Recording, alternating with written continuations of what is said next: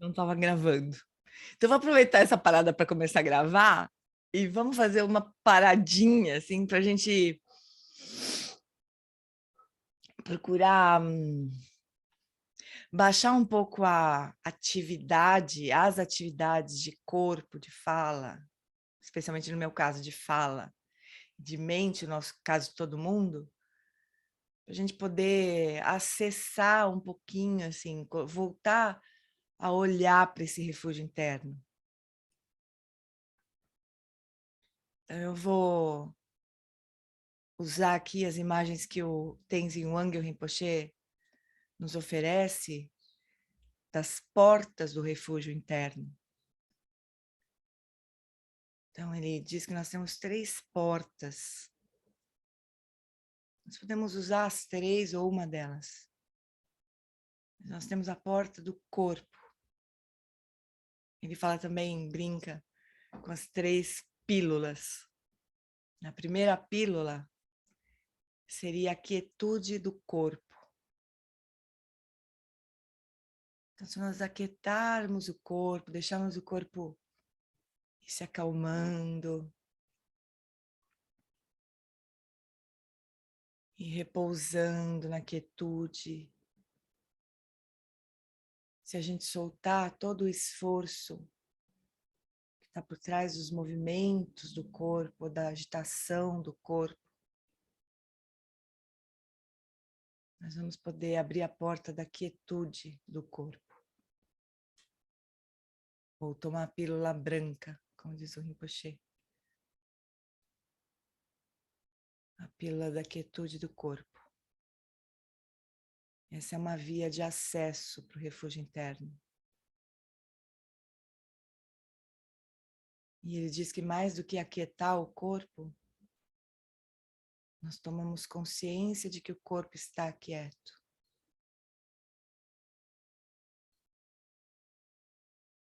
Nós deixamos isso acontecer com consciência.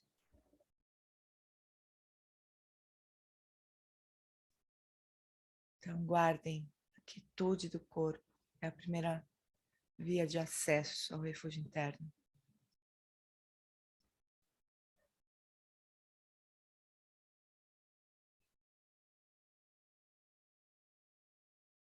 Como se por meio da quietude do corpo nós pudéssemos acessar a quietude, a calma, o nosso ser.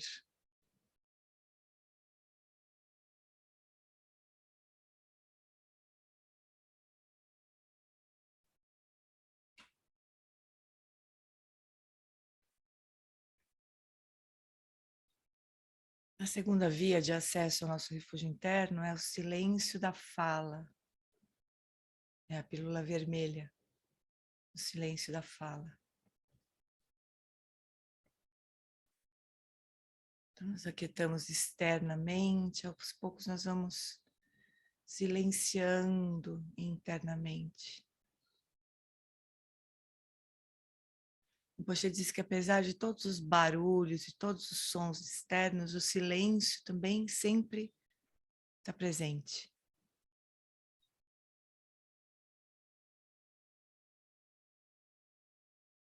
Nos sugere ouvir o silêncio.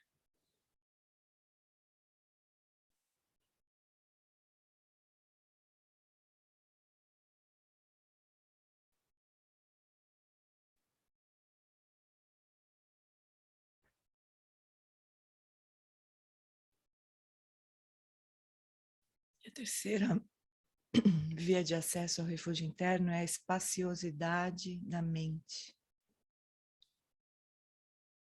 Pílula azul.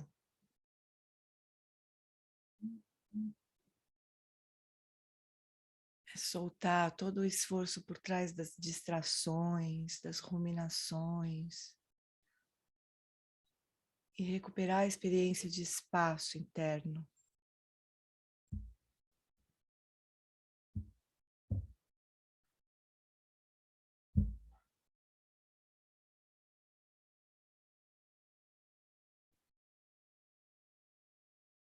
Nós podemos abrir qualquer uma dessas portas e repousar cada vez mais profundamente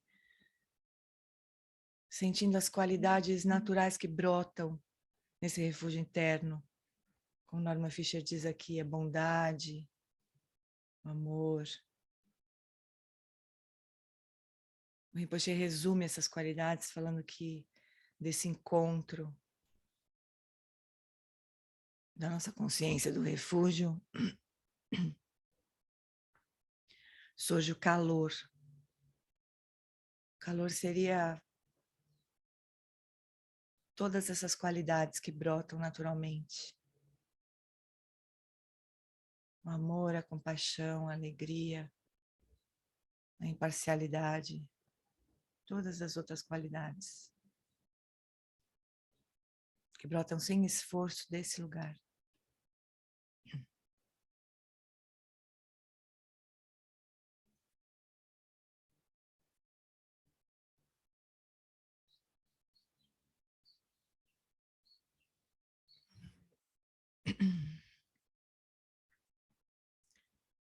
Então é isso, meus amores, esse é o refúgio interno.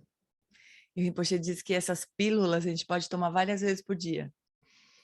As pílulas da quietude do corpo, do silêncio da fala, da espaciosidade da mente. É uma forma muito bonita, assim, de transmitir um ensinamento muito profundo do budismo tibetano, que são as 4 iniciações, né? Tem essas cores também.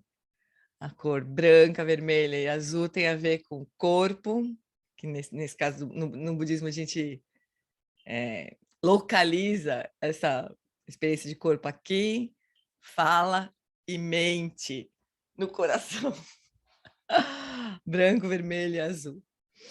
É muito bonito isso.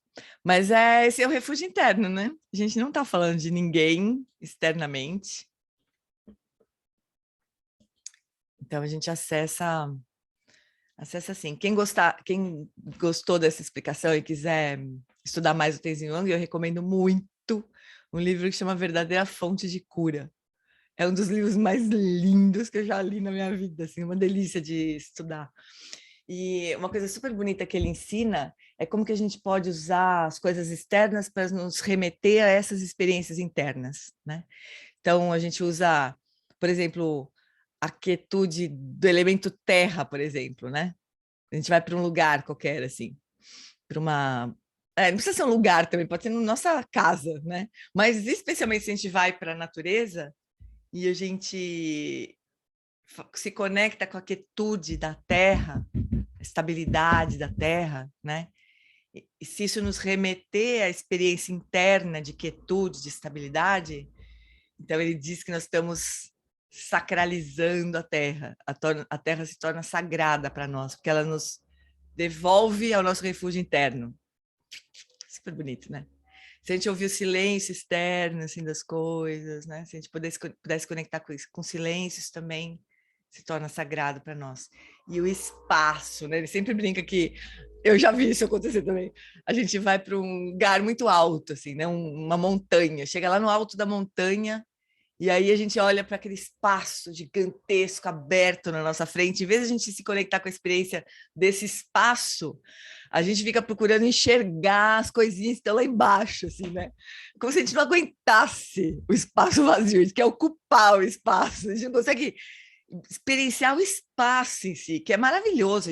Quando a gente não tem isso, a gente pode se ligar que está faltando uma experiência de espaço, né? Às vezes na cidade, sei lá, na pandemia, eu senti muita falta de espaço, né? Eu cheguei até a tirar.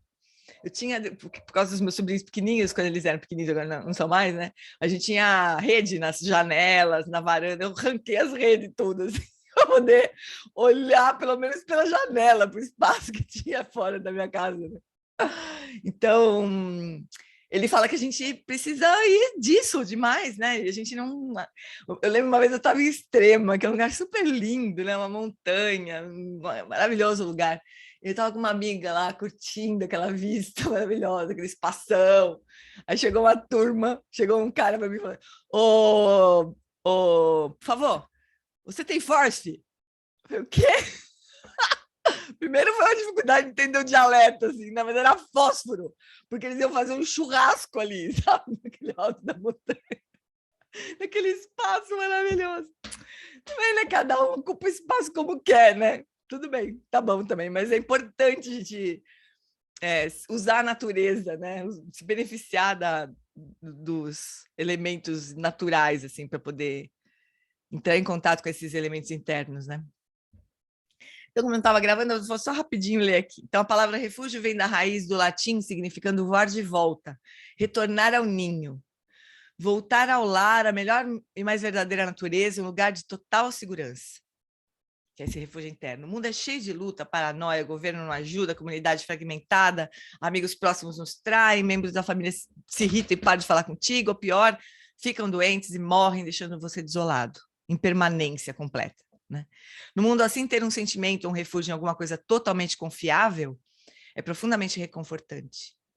Fundamentar a vida na bondade humana básica e numa aspiração elevada é uma fonte de confiança e de paz. A prática ética judaico-cristã também começa com um comprometimento idealista em larga escala, que reforça os parâmetros mais mundanos para a conduta ética. Eis o primeiro dos 10 mandamentos. Eu sou o Senhor teu Deus, e tu não terás outros deuses além de mim. Como acontece com tomar refúgio nos 3 tesouros, nas 3 joias, esse não é um preceito ético, é uma declaração de fé, embora possa soar como uma ordem. Na prática ética judaico-cristã, diferente da prática ética budista, a conduta ética é ordenada por Deus, a origem definitiva da vida e seu significado. Então, nós temos os mandamentos, né? Na religião cristã. Portanto, a bondade não é uma opção, mas é um imperativo absoluto. Deus comanda a sua conduta ética e Deus não pode ser negado. Essa é a razão por que cristãos e judeus frequentemente defendem princípios éticos inabaláveis. Por exemplo, aborto e adultério são sempre pecados. Os comandos de Deus não estão sujeitos à negociação ou a particularidades de situações específicas. No budismo, em contraste, a prática da conduta ética é um elemento integral num caminho concebido para trazer entendimento e compaixão aos seres humanos. Ele está integrado, ele não vem de fora, né? E eu não entendo que o Norman Fischer aqui esteja fazendo um juízo de valor, sabe? O que é melhor, o que não é, sabe? Eu entendo. Eu acho que ele só aponta as diferenças, né? Na verdade, os praticantes cristãos, eu não tenho muito contato, eu não conheço muito, né? Mas eu tive uma boa sorte de traduzir um grande padre maravilhoso chamado... confundi agora com o Norman Fischer. Henry Nouwen. É um padre holandês. Ele já morreu faz tempo, né? Mas ele é incrivelmente maravilhoso, né? E aí o meu autocentramento dizia assim, nossa, esse padre é budista. É louco como a gente se autorreferencia, né? O cara é muito bom, então ele é budista, né? Um padre, mas é budista. Muito, a gente é muito ridículo. Né? Mas ele é maravilhoso, assim. Ele é um padre, né? Padre. E ele tinha uma conexão com os padres do deserto, sabe? Que era uma tradição de padres meditantes, assim.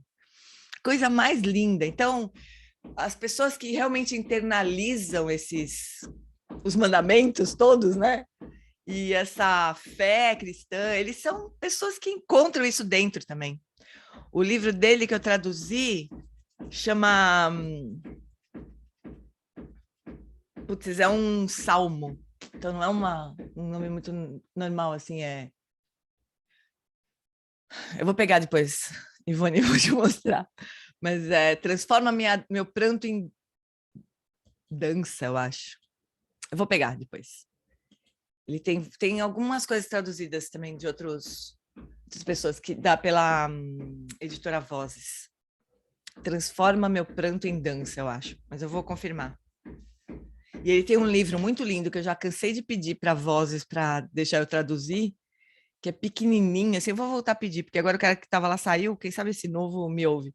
Mas é um livro que chama A Espiritualidade do Cuidar, alguma coisa assim, que é para os cuidadores, sabe? Para pessoas que cuidam de outras pessoas. É tão bonito esse livro. ele fala, né, que cuidar do outro é como cuidar de Deus, do próprio Deus, assim, sabe? É a coisa mais bonita. E é muito, me toca muito, sabe? Não é diferente, essencialmente, do que a gente entende da tradição budista, sabe? Eu acho muito parecido. Transforma meu pranto, é isso mesmo. Camila pegou aqui no... Transforma meu pranto em dança. Como atravessar tempos difíceis com esperança. É exatamente isso. Ele era uma pessoa incrível, Henry Nouwen. Então, eu acho que a tradição cristã ela vai apontar para o mesmo lugar, sabe? Só que é outro caminho, vem como se fosse de fora, né? Aqui na tradição budista, a gente vai integrando as coisas no nosso caminho, né? Vai praticando a boa conduta conforme a gente vai caminhando. Então, a boa conduta não é ordenada, ela é incentivada como essencial para um caminho em direção à felicidade e à liberação. Ou seja, você é isso o seu objetivo? Você quer abrir o seu coração? Você quer cultivar essas qualidades do seu coração? Você quer ajudar os outros? Você quer ser essa pessoa? Você quer ser um bodhisattva? Então, melhor você fazer isso, isso, isso. É mais ou menos assim, né? Se a gente não fizer, é simplesmente uma orientação, uma indicação, né, de quem percorreu aquele caminho. Fala, putz, se escorregar aqui não vai dar certo, se escorregar lá não vai dar certo. É um pouco que a Roche John Halifax falou esses dias no lugar também, que chega a dar um treco aquela mulher. Outro livro é um livro que não está traduzido, Andréa. Você está falando do Henry Nouwen ou do Tenzin Wangyal? Andréa, fala comigo. Para não precisar... É do Tenzin Wang mesmo. do Tenzin Wangyal é a verdadeira fonte de cura. A verdadeira. Ah, obrigada. Esse livro é demais também. De cura. Obrigada. Tenzin Wangyal Rinpoche. Meu mestre do coração também. Eu sou muito facinha, né? Tem muitos mestres, assim.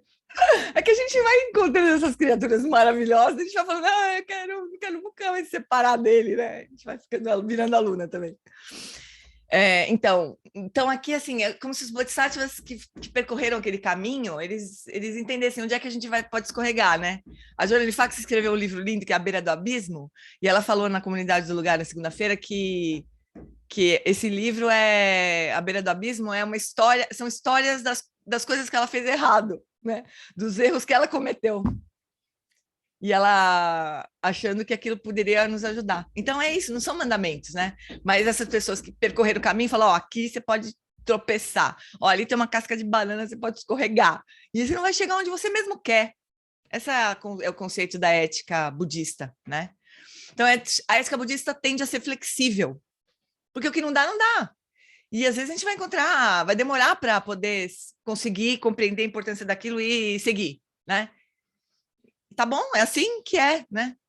Para nós. Então, como as outras perfeições de Bodhisattva, a perfeição da conduta ética também é permeada pela perfeição da compreensão, que é a última, né? Lembra, a gente está falando de 6 perfeições. A sexta é a perfeição que ele chama de perfeição da compreensão e que normalmente a gente vê traduzido como perfeição da sabedoria, ou prajna paramita, né? Essa sexta perfeição, ela vai aperfeiçoar as outras, na verdade, né? As outras só vão ser perfeitas, porque aqui a gente não está falando da ética, simplesmente, a gente está falando da perfeição da ética, né?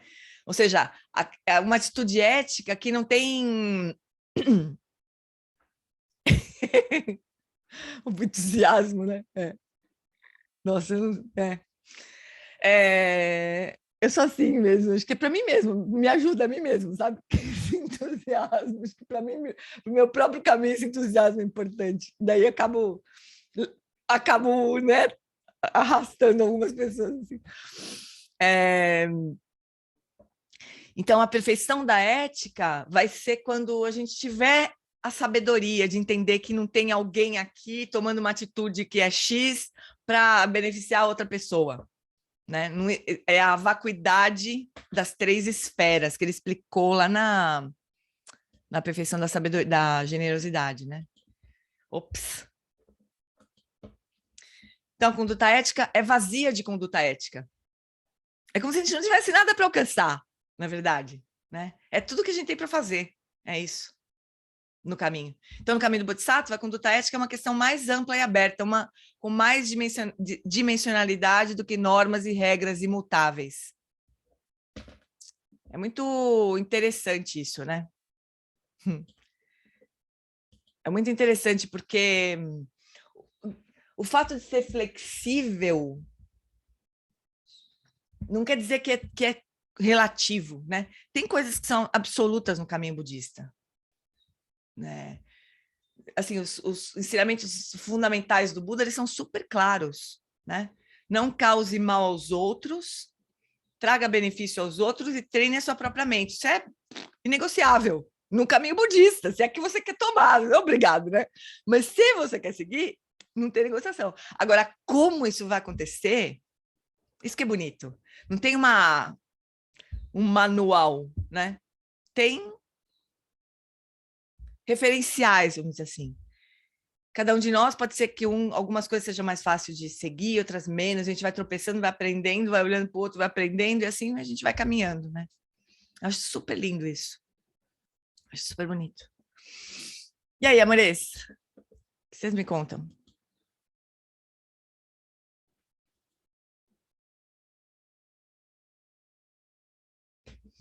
Eu acho lindo esse conceito de ética, né? Que é verdadeiro, assim, é um verdadeiro conceito de ética. O que vem de fora para dentro é mais moral, como diz a nossa querida professora Alia Diskin, não existe código de ética. Isso é um erro de categoria. Não existe código de ética. Existe código moral, né?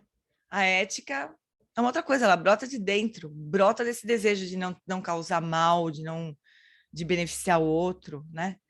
De proteger essa nossa aspiração. Não vem de fora, né?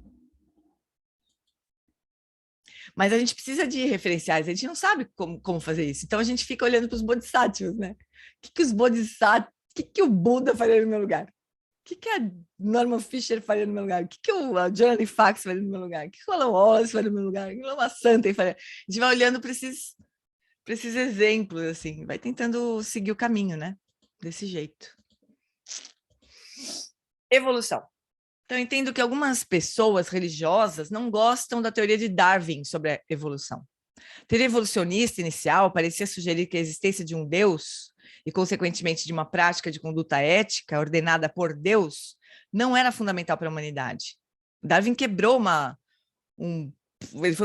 foi realmente uma revolução naquele tempo, né? Todos os grandes cientistas eram cristãos e Deus não era nem cogitada assim, a possibilidade de estudar ou de confirmar ou de negar isso, né? Mas Darwin foi lá e falou: ó, nós viemos do macaco, viu? Não foi bem de Deus, foi o macaco, nós evoluímos a partir. Isso foi um choque naquela época, né? Então, a evolução ensina que o ser humano é ser animal, diferente ainda assim, fundamentalmente o mesmo que outros animais. Não criaturas únicas, privilegiadas, feitas por Deus e a imagem do próprio Deus.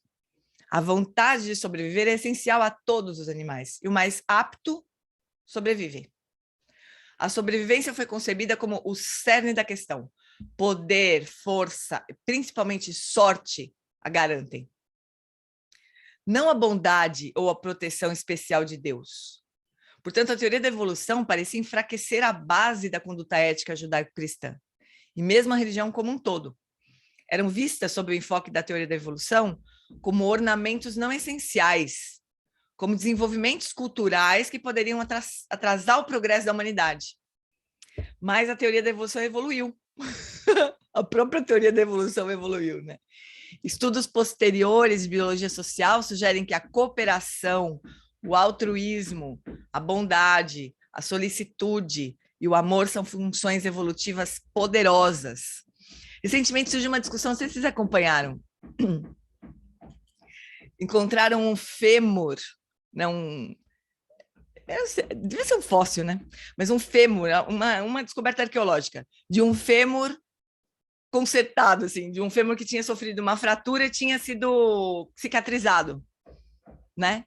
E aí, eu não vou saber dizer direitinho, porque eu não tenho direito a essa área, não vou saber dizer direitinho, mas o que eu me lembro é que os cientistas disseram que essa era uma demonstração de que a sociedade, esse fêmur aí era produto de uma sociedade civilizada, que aquilo demonstrava o início da civilização, ou seja, existia um grupo que foi capaz de cuidar dessa pessoa que tinha a perna quebrada, né? E não deixar essa desgraça para trás porque está atrapalhando a gente, né?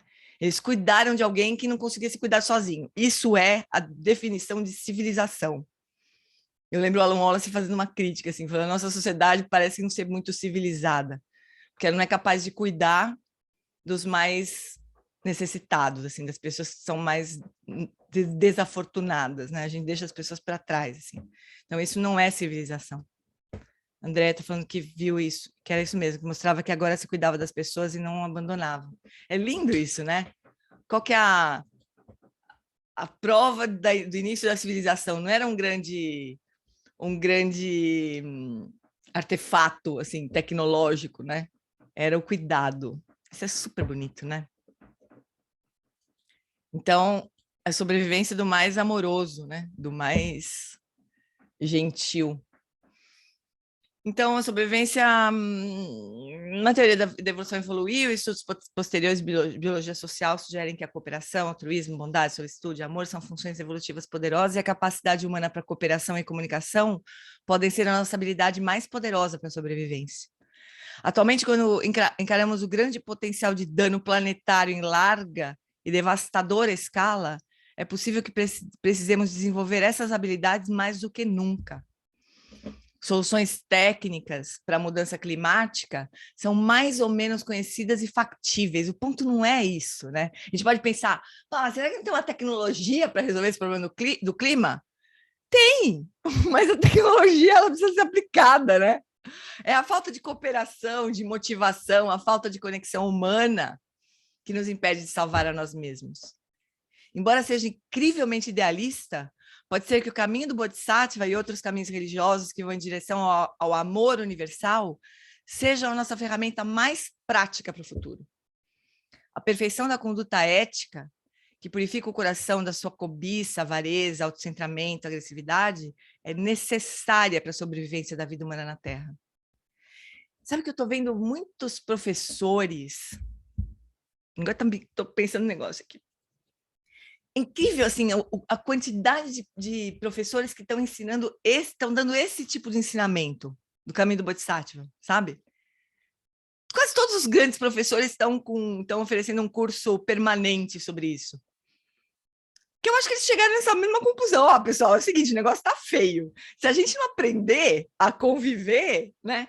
Se a gente não se tornar verdadeiramente humanos civilizados, o mundo vai acabar para nós, pelo menos, né? E para muitas espécies que nós estamos arrastando junto para o buraco, né? Não é bonito isso de ver? A nossa única solução seria essa, né? E acho que o Darwin estava apontando para isso. Eu também ouvi umas críticas assim, a essa simplificação da teoria da evolução, né? Da sobrevivência do mais apto, né? Que não foi exatamente isso que o Darwin queria dizer, mas era o mais apto no sentido de cooperação, né? Mas, enfim, ficou o mais apto. Aí o mais apto parece que tem uma concorrência, mais do que uma cooperação, é uma competição, né? Mas é isso. Eu vou mandar para vocês um texto que eu traduzi. Eu preciso mandar logo porque daqui a pouco eu esqueço, me perco esse texto. Deixa eu ver se consigo abrir, porque eu estou com um problema no... Rapidinho, deixa eu só ver se eu consigo abrir. Mas um texto do Norman Fisher, que ele publicou no Tricycle, eu acho. Eu traduzi para mandar para vocês, no fim esqueci. Mas deixa eu fazer uma parada aqui do... Eu comprei um Office e toda vez que eu abro o Word agora, eu preciso ativar o Office. Eles pedem para você piratear, porque software pirata nunca dá problema. Quando você resolve comprar, aí não ativa. Inferno. Parece que ele está falando, olha, pirateia que é mais fácil, né? Eu sou trouxa, você que pagou aí para usar, você não consegue, mas se você piratear... Então, olha só, foi na Lions Roar, desculpa, não foi na Tricycle. Vamos ler rapidinho aqui, quem sabe a gente... Daí eu mando esse texto para vocês. Então, era uma economia baseada no cuidado, que acho que tem a ver com esse trecho aqui do texto. Agricultores, balconistas de mercados, catadores de lixo, professores, não somos apenas interdependentes com profissionais essenciais como estes, mas somos dependentes. Norman Fischer fala de salários justos para todos. No local onde vivo hoje em dia, em Muir Beach, Califórnia, no meio da pandemia de Covid-19, todas as noites, às 20 horas, as pessoas da vizinhança começam a uivar como coiotes. Fazem isso por mais ou menos 5 minutos. É um ritual local para expressar o nosso apreço pelo que agora chamamos de profissionais de linha de frente ou essenciais. Deixa eu abrir mais. Nessa pandemia, os profissionais da linha de frente incluem médicos, enfermeiros, socorristas e todo o pessoal de apoio nos hospitais, mas há também muitos outros profissionais essenciais que saem todos os dias para o trabalho, correndo algum tipo de risco para que o resto de nós possa levar nossas vidas com segurança. Então, os agricultores, entregadores de comida, funcionários do mercadinho, catadores de lixo, pessoal de manutenção de transporte, professores, educadores, funcionários de creches, cuidadores em lares de idosos e assim por diante. Há muitos e muitos profissionais essenciais, dos quais só agora descobrimos que dependemos. Sei que ao redor do mundo as pessoas têm praticado versões diferentes desse ritual, lembrando e honrando os profissionais essenciais todos os dias. Entendo essa expressão de apreço como uma prática básica de gratidão do Bodhisattva aos seres sencientes, cuja presença nos torna quem somos. Nesse sentido, a pandemia tem sido nossa professora, nos despertando para o que talvez não tivéssemos notado antes. Não conseguiremos fazer com que as coisas voltem a ser como eram. A verdade é que no nosso mundo, especialmente aqui nos Estados Unidos, os profissionais essenciais não têm sido valorizados. Se a recompensa econômica é a medida do que uma sociedade valoriza, como certamente é, pelo menos em parte, é claro que valorizamos muito mais os empreendedores, banqueiros de investimento, engenheiros de software, administradores de fundos de risco, celebridades, do que valorizamos os profissionais essenciais dos quais nossas vidas dependem. Nos anos 80, os Estados Unidos criaram uma economia empreendedora. As regras e leis econômicas foram mudadas para beneficiar prioritariamente o investimento empresarial em relação a outras áreas da sociedade. Os empreendedores puderam inovar de forma selvagem, fazendo grandes apostas para obter grandes ganhos, e eles se tornaram nossos novos heróis culturais. Antes disso, os negócios eram considerados bastante enfadonhos e sem imaginação. Mas os efeitos dessa inversão de valores, muito animadoras na época, se tornaram insustentáveis. Isso resultou em uma enorme desigualdade de renda e uma paralisação da capacidade dos governos de lidarem com grandes problemas sociais como pobreza, mudança climática e pandemias. Agora que a crise do coronavírus abriu nossos olhos, estamos prontos para a virada do Bodhisattva, de uma economia empreendedora para uma economia solidária, que valoriza os profissionais essenciais, os remunera com justiça, assegura que suas vidas não estejam mais sujeitas ao risco à saúde e à ruína financeira sempre que os ventos econômicos mudarem. O que chamamos de capitalismo de mercado livre é muitas vezes apresentado como o estado natural das coisas. Diz que o governo não é natural. Ele limita a nossa liberdade. Mas, na verdade, o sistema econômico que temos agora não é natural. É construído sobre escolhas que fizemos, sobre o que mais valorizamos. Essas escolhas mudaram no passado e podem mudar novamente.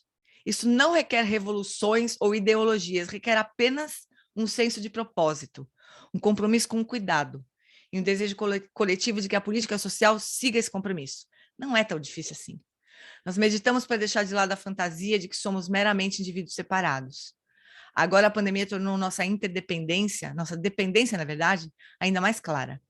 Sabendo quem realmente somos, assumimos o voto do Bodhisattva que nos chama ao mundo para ajudar. Agora talvez estejamos prontos. Bonito, né, esse texto? Vou mandar para vocês. Eu nem sei como disponibilizar isso, porque é a tradução pirata, né, da revista. Mas eu vou mandar pelo menos no nosso grupo, que é... Estamos estudando Norman Fischer, né? É um otimismo, assim, né? De que agora nós estamos prontos. Eu não sei, tá todo mundo louco para voltar as coisas como elas eram, né? Vamos ver o que vai ser. Mas talvez algumas pessoas tenham despertado um pouco mais e possam colocar o ideal do Bodhisattva em prática, né? Vamos lá, preceitos. Então, a prática é, só para a gente falar mais um pouquinho sobre esse texto aí do Norman Fischer, eu lembro do Lama Santen falando isso, né? Quando ele fala que a economia, essa economia que nós temos hoje não é natural, isso nem A gente precisa parar um pouquinho para olhar, para ver que é isso mesmo, né? Que foram escolhas que a gente fez no passado que trouxe os resultados que a gente tem hoje, né? Mas nem sempre as coisas foram assim, né? Então, a gente não consegue imaginar o mundo sem ou diferente da economia que nós temos hoje. O Lama Santen sempre tenta falar isso. Olha, a economia não nasceu junto com o universo, sabe? Não estava no Big Bang. As coisas nem sempre foram do jeito que elas são agora. Mas a gente nem consegue imaginar isso, né, de um jeito diferente. Como que seria uma economia diferente? E o pior é que a gente não enxerga outras coisas que já estão acontecendo, né? Formas, sei lá, como tem vários exemplos, né? Mas as tradições dos povos tradicionais, a gente nem vê. A gente está tão fechado na nossa bolha que a gente nem vê outras possibilidades que já existem. Não é que são, né, inventadas, já acontece, mas a gente nem vê. A Ivone falou, embora a crítica ao neoliberalismo, capitalismo selvagem, mas a partir desse referencial do voto do Bodhisattva é lindo. É super bonito. Ele falou assim, ele simplesmente fala isso. Falaram, nós fizemos escolhas, né? Nós podemos fazer outras agora, né? Simples assim. Mas não sei, né? A gente tem uma cegueira, tem que ter né? A avidia, essa cegueira e uma teimosia, né? De deixar as coisas como elas são e de querer voltar para como as coisas eram. Economia da dádiva de The Soul of Money. Economia da dádiva, Andréa? Tem toda uma linha assim, de pesquisa e de discussão de care economics, né? Talvez seja isso, economia da dádiva, porque é complicado esse care economics, traduzir esse termo aí, porque parecia, quando ele fala, seria mais ou menos a economia do cuidado. Mas não funciona, agora dá a impressão que a gente vai economizar cuidado, né? Vou cuidar menos, porque economizar cuidado, economia do cuidado, né? É estranho, talvez seja a economia da dádiva, uma tradução desse care economics, não sei bem. Mas existe essa galera fortes, neurocientistas, Matia Ricard envolvido, tem essa turma pesada aí fazendo isso, né? O livro A Arte de Guardar o Sol tem discussões bem interessantes sobre essa história, voltada à questão da alimentação e segurança alimentar. Muito legal, muito lindo. A Arte de Guardar o Sol. Vocês podiam... Vocês não conseguem postar lá. Eu vou postar esses livros que vocês estão recomendando aqui lá no nosso grupo. Depois eu pego o bate-papo e posto lá. Isso é muito importante, né? Para a gente ir enxergando outras coisas, né? Que já existem, isso que é o interessante, né? Discussões que estão postas, experiências que já existem.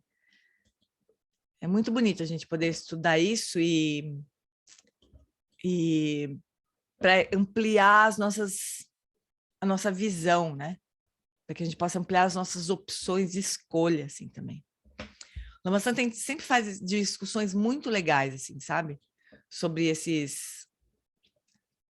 essas outras possibilidades aí.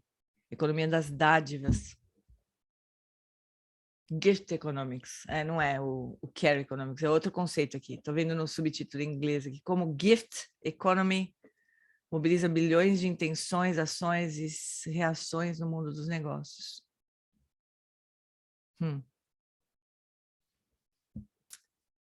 Tá, vou postar tudo isso lá no nosso grupo para vocês, para a gente não perder.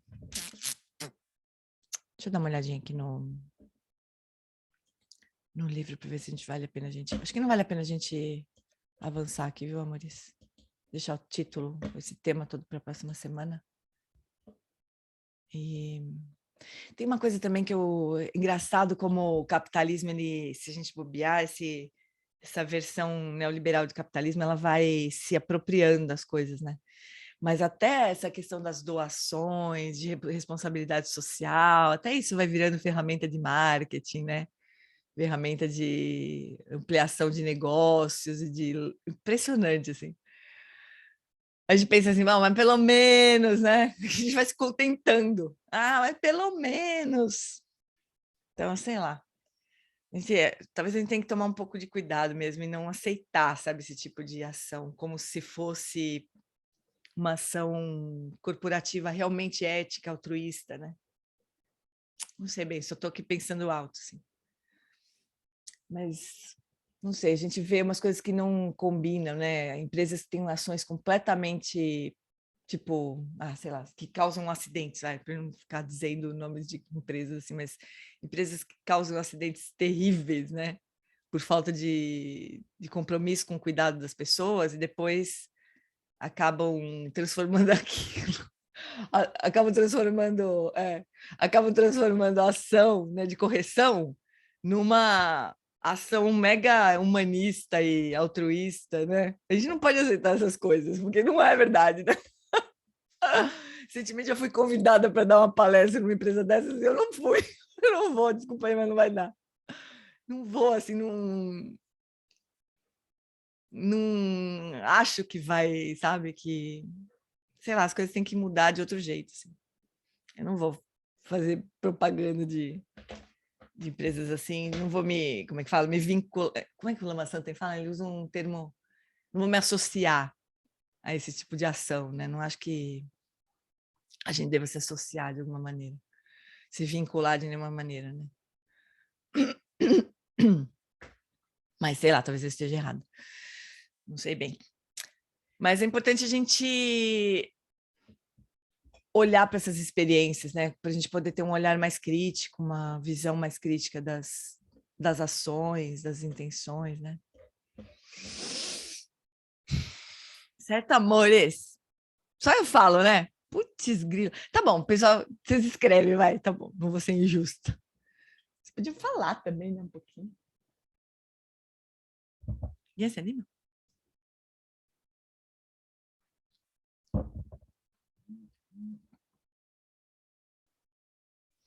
Então tá, né? Fala, Então, amor. vou falar.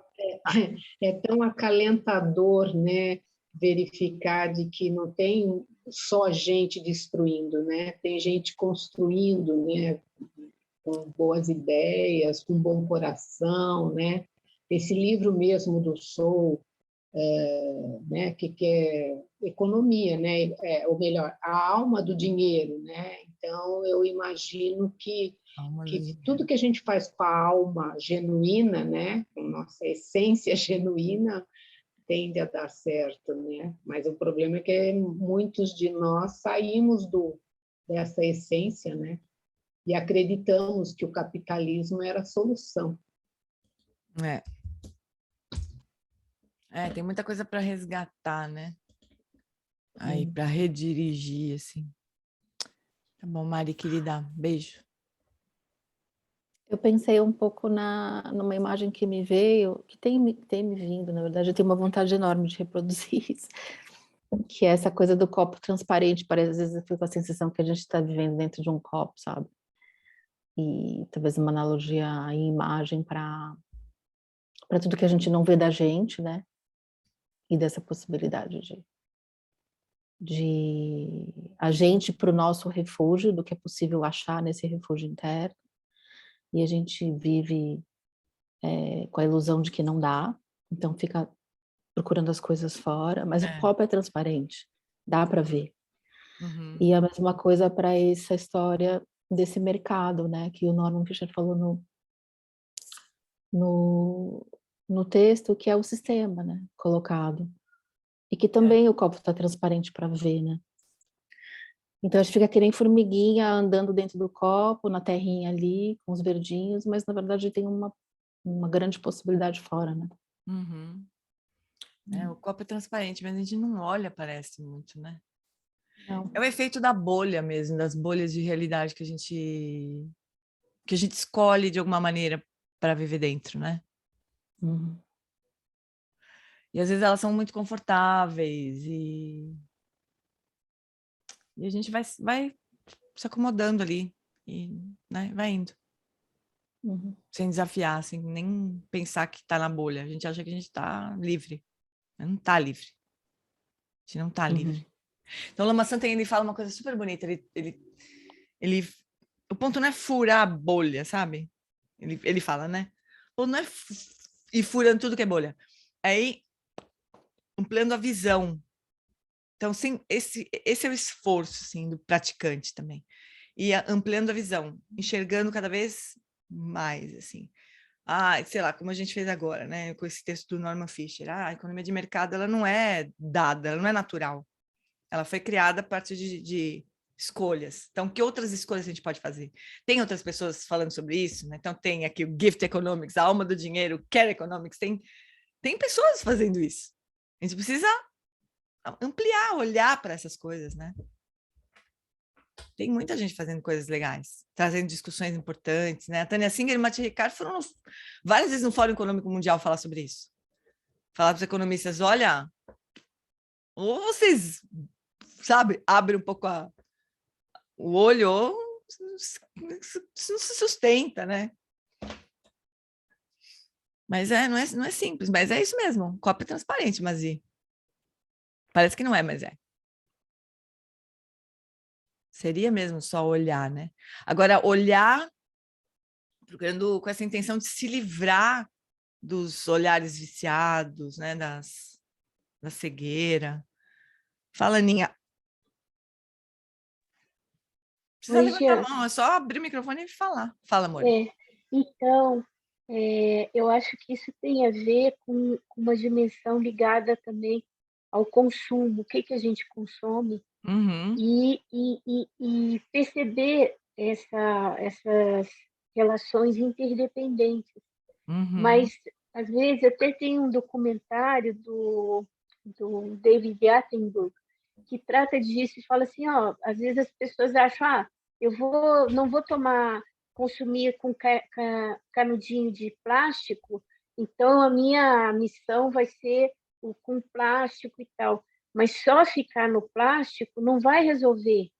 Então, é como assim a gente ampliar nossa visão e ver que não é só esse aspecto para dizer assim, eu estou fazendo uma coisa, eu não consumo coisa com canudinho de plástico, porque as baleias, as tartarugas, o oceano e tal, mas ter uma visão um pouco mais ampla e também se ligar a esse movimento que, aparentemente, ele é pequeno hoje, uhum, mas ele tende a crescer, porque não tem muito outro caminho, não tem muita outra escapatória para isso.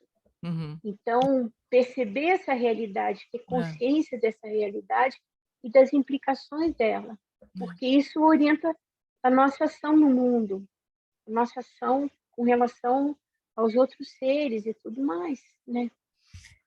Esses dias o David Attenborough ele falou na COP26, eu ainda não vi a fala dele, mas deve ter sido extraordinário. Eu sei que ele fez um discurso lá. Ele é um cara que a gente tem que ouvir, né? E tem um documentário dele no Netflix que ainda não assistiu, pode assistir, é maravilhoso. Ele é um criatura incrível também. Deixa eu anotar aqui para. E na realidade é incrível porque, sabe, ele, por exemplo, ele fala, o último que eu assisti, ele estava fazendo 93 anos, É. e ele conta assim que ele filmou regiões do mundo que ele foi filmar e fotografar pela primeira vez e que são regiões que hoje estão completamente destruídas. É, Então, a coisa de você testemunhar, o é lugar lindo. desse testemunho, que eu acho que cada um de nós também pode se colocar e observar a paisagem, da onde a gente vive, como é que está a condição do ar, da água, como que as pessoas estão vivendo, se tem muito morador de rua, como essas pessoas da rua estão sendo tratadas. Tudo isso tem a ver com essa coisa que hoje nós somos testemunhos, e também acho que tem um outro lugar também, que nós hoje, na condição e do lugar onde nós estamos, nós somos sobreviventes. Isso dá um sentido muito maior, porque nós temos que, de alguma forma, agir honrando todos aqueles que perderam, aqueles mais de 600 mil homens, mulheres, crianças que perderam a vida com a Covid. É o que nós estamos testemunhando também. A Greta Thunberg, quando ela conversou com o Dalai Lama uns meses atrás, né? Acho que o Dalai Lama perguntou para ela o que ela achava que as pessoas podiam fazer. Eu não sei se foi uma pergunta para os dois, não lembro bem como é que foi. Eu sei que ela disse assim que o que ela achava que as pessoas deviam fazer era se informar melhor. Ela já estava feliz. Pessoal, estudem aí, entendam o que está acontecendo, né? E se informem, foi o que ela disse. Assim. É isso mesmo, né? Para acabar com a ignorância, só sabedoria. E não que informação seja necessariamente sabedoria, mas ajuda, né? Se a gente entender o que está acontecendo, como é que as coisas acontecem, talvez a gente possa imaginar soluções E para a nossa própria vida, né? No lugar onde cada um de nós está, assim, né? Mas se a gente não se informar, se a gente não souber nada do que está acontecendo, não vai dar, né? Então faz parte. Amores, vamos encerrar então, queridinhos e queridinhas. Então vamos só rapidamente dedicar os nossos méritos para que a nossa visão se amplie cada vez mais e que o nosso interesse pelos outros, pelo planeta, pela vida, se amplie cada vez mais e que todos possam também se interessar mais por formas melhores de viver em comunidade, nessa grande comunidade de seres dependentes, como diz o Norman Fischer.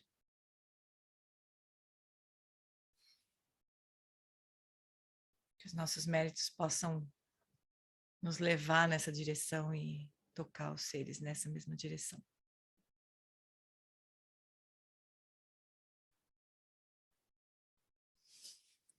Muito obrigada, fofuras, pela companhia. Luxuosa. Obrigada. Obrigado. Obrigada a você, Gê. Super obrigada. Obrigada, Gê. Obrigada, Gê. Tchau, amores. Obrigada, pessoal. Gratidão. Obrigada, Bom gente. dia. Maravilhoso, Tchau, Gê. gente. Bom Tchau, dia. querida. Obrigada. Tchau, tchau. Beijo a todos.